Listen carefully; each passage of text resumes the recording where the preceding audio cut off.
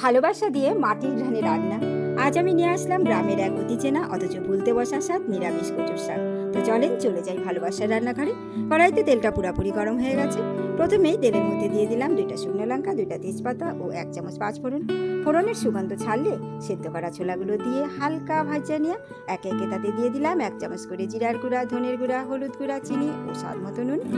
মশলা ভালোভাবে কষে আসলে চেরা কাঁচা লঙ্কা ও 1 চামচ আদা বাটা দিয়ে সেদ্ধ শাকটা ছাড়া দিলাম। এইভাবে শাক রান্না করে যে কোনো পূজার ভোগেও আপনি নিবেদন করতে পারেন।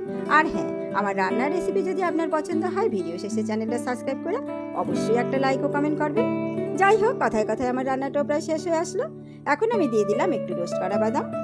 এইবার আর একটু নাড়াচাড়া করে 1 চামচ ঘি দিয়ে রান্নাটা শেষ করলাম। পরবর্তী এইরকম আরও অনেক লোভনীয় ও আকর্ষণীয় রান্না থাকবো আপনাদের জন্য। তো দেখতে থাকেন ভালোবাসার রান্নাঘর। ভালো থাকেন, সুস্থ থাকেন।